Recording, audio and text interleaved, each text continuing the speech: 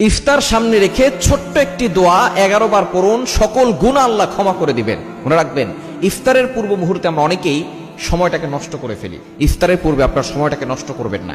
এই সময়টা হচ্ছে দোয়া কবুলের সময়। আপনি সারাদিন রোজা রেখেছেন, এই রোজা রাখা অবস্থায় দোয়া করলে আল্লাহ তাআলা দোয়াটা কবুল করেন। রোজা রাখা অবস্থায় একেবারে শেষ মুহূর্তে আপনি ইফতারকে সামনে নিয়ে বসেছেন, আপনি চাইলে খেতে পারেন কিন্তু আপনি খাচ্ছেন না। আপনার গলা তৃষ্ণার্ত অবস্থায় আছে, আপনার পেট ক্ষুধার্ত অবস্থায় আছে, কিন্তু আপনার সামনে ইফতার আছে, বিভিন্ন রকমের আইটেম আছে, ঠান্ডা পানি আছে, শরবত আছে, কয়েক ধরনের খাবার আছে, কিন্তু আপনি কোনো খাবার খাচ্ছেন না। আল্লাহ তাআলা ফেরেশতাদেরকে ডাক দিয়ে বলে, ও আমার ফেরেশতারা, এই বান্দা খাচ্ছে না কেন? ফেরেশতারা বলে, আল্লাহ, সে তোমার অনুমতির অপেক্ষায় আছে, যখনই অনুমতি আসবে তখনই সে খাবে। তখন আল্লাহ বলে, ফেরেশতারা, এই বান্দা কি আমাকে দেখছে? তখন ফেরেশতারা বলে, না আল্লাহ, আপনাকে দেখে নাই। তারা কি জান্নাত দেখেছে? ফেরেশতারা বলে, না আল্লাহ, তারা তো জান্নাত দেখে নাই। তারা কি জাহান্নাম দেখেছে? বলে, না আল্লাহ, তারা জাহান্নামও দেখে নাই।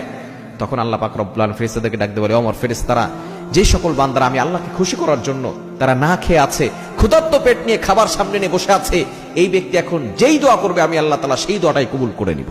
এজন্য এই সময় তার দোয়া কবুলের সময়। অনেক মা বোনরা আছেন, এই সময় আপনি ইফতার বানানো নিয়ে ব্যস্ত থাকেন, পেঁয়াজু আলুর চপ শরবত বানানো নিয়ে ব্যস্ত থাকেন, প্রতিদিন আপনার ব্যস্ততার সময় কাটছে, আপনি দোয়া কবুলের সময় দোয়া করতে পারছেন না। এই সময় একটা দোয়া পড়বেন, ইয়া ওয়াসিআল ফাদলি ইগফিরলি, ইয়া ওয়াসিআল ফাদলি ইগফিরলি, ইয়া ওয়াসিআল ফাদলি ইগফিরলি। হে অসীম ক্ষমতাবান আল্লাহ পাক রব্বুল আলামিনকে আপনি ডাক দিচ্ছেন, ইগফিরলি, আল্লাহ আমাকে ক্ষমা করে দেন, আমি গুনাহগার, আল্লাহ আমাকে ক্ষমা করে দেন। ইয়া ওয়াসিআল ফাদলি ইগফিরলি। আমরা অনেকেই আছি এই ইফতারের পূর্ব মুহূর্তে মোবাইল নিয়ে রিলস ভিডিও দেখতে থাকি, বিভিন্ন ধরনের টিকটক ভিডিও দেখতে থাকি, অনেকে কথা বলতে থাকে, অনেক ধরনের আয়োজন হয়, বিভিন্ন ধরনের কথা হয়, কিন্তু এই সময় আপনি 10 মিনিট আগে ইফতারকে সামনে নিয়ে বসে যাবেন। আপনি তারপর আল্লাহর কাছে বলবেন, আপনার দুঃখের কথা বলবেন, কষ্টের কথা বলবেন, আল্লাহকে বারবার বলবেন, ইয়া ওয়াসিআল ফাদলি ইগফিরলি, আল্লাহ আমাকে ক্ষমা করে দাও, আল্লাহ আমাকে ক্ষমা করে দাও। না, যে ব্যক্তি রমজান পেল আর নিজের গুনাহ ক্ষমা করতে পারলো না, তার মতো হতভাগার কপাল পোড়া কেউ হতে পারে না।